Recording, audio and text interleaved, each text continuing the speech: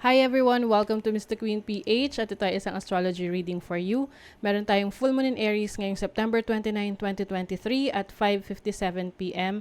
Philippine Standard Time. So if you're living outside of the Philippines, i-check nyo na lang kung kailan yung eksaktong oras at araw ng full moon sa inyong lugar. So this is also called harvest moon kasi ito yung panahon ng pag-ani, no, or culmination ng mga nasimulan natin way back nung March 2023. Pero bago tayo magsimula, ipopromote ko lang ang aking mga power bracelets. Ayan, so this is for attraction of money, abundance, prosperity, love, intuition. Meron din tayong mga for protection, mga anti-evil eye, anti-inggit.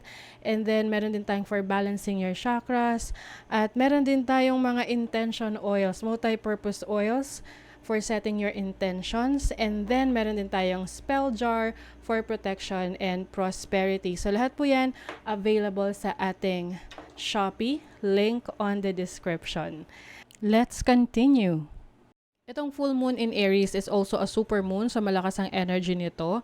Ang tema ng full moon in Aries is to let go, to release our ego na minsan kasi hindi naman kailangan nating ipaglaban lagi na tayo ay tama. Sabi nga, choose your battles.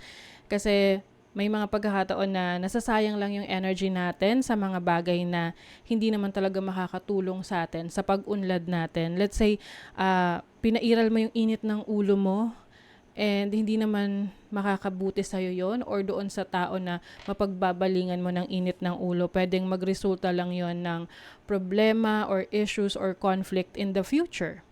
So, ang opportunity rito is to release any toxic situations na meron ka and pagkakaroon ng mas mature na pag-iisip, no, pagdating sa pag-handle mo ng emotions mo, na hindi ka dapat nagpapadalos-dalos, lalo na kapag medyo mataas yung emotions mo, kasi ang Aries energy is about, yung ruled by Mars yan and Mars is about aggression, initiation, very fiery yung energy niyan. So ang goal dito is to embrace yung side mo na may mga pagkakataon talaga na medyo mataas yung energy mo when it comes to dealing with your emotions, lalo na kapag natitrigger ka. So that's why kailangan you need to control your energy, lalo na kung alam mo na panandalian lang yung emotion na yun, 'di ba?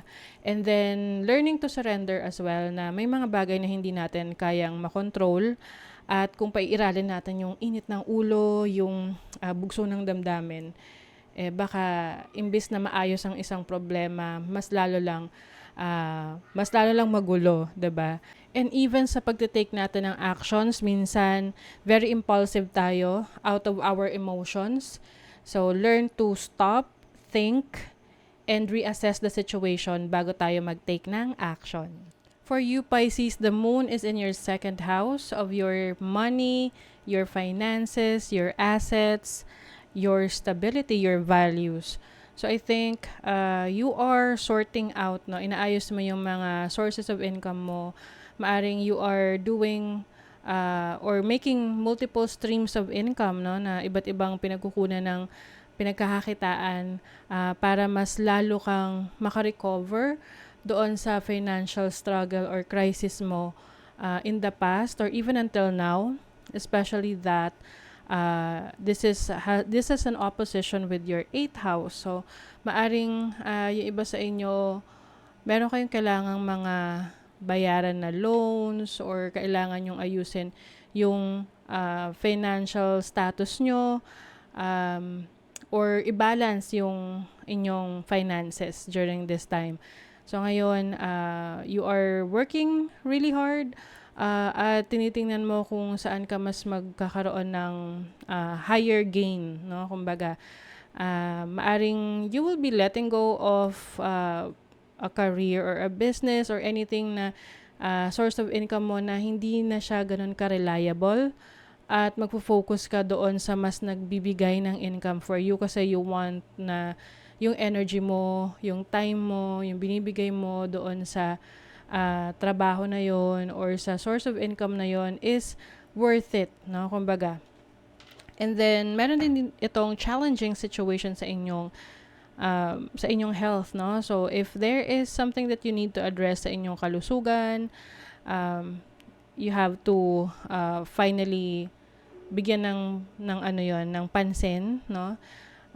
This is also about taking care of yourself kasi Venus is here. So Venus is about taking care of yourself, loving yourself, self-love, self-care. And meron tong challenging situation sa third house mo, which is your communication, your connection to your friends, your community, small community. So, with Uranus here, I think, meron kang mga biglaang decisions na gagawin para maayos mo yung health mo. So, example, bigla ka na lang magde-decide na mag-enroll ka sa gym or meron kang ifa-follow na certain diet para maging healthy ka. Yung mga ganon. So, this can be challenging for you kasi sa una mahihirapan ka. Pero kung talagang determinado ka na ayusin yung health mo, you are becoming more conscious about your health, then you will be successful in this field. And some of you naman, maaring merong mga misunderstanding, miscommunication with someone na katrabaho mo. Ito yung tipo na nagpapasa ng trabaho sa'yo. Tapos, napuno ka na kasi for the longest time, you're just taking it na, okay, sige, ako nang gagawa niyan.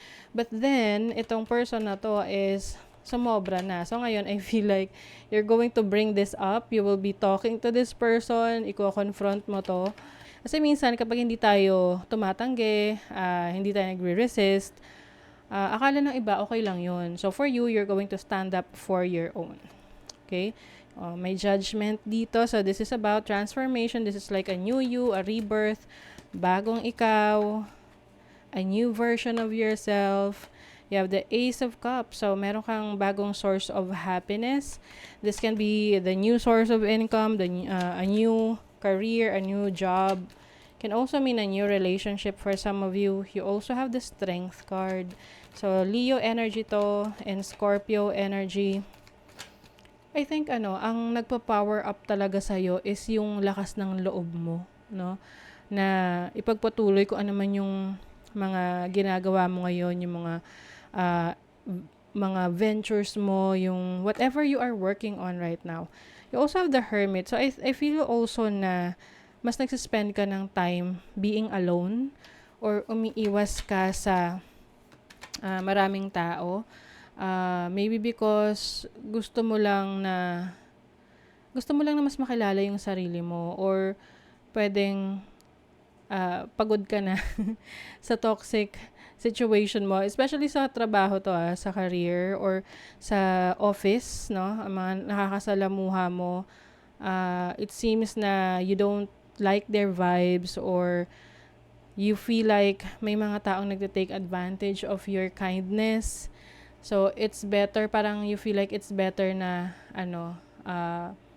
to stay away from them and just focus on your career or whatever that is going to gain you something, no, na mas kapakipakinabang na trabaho.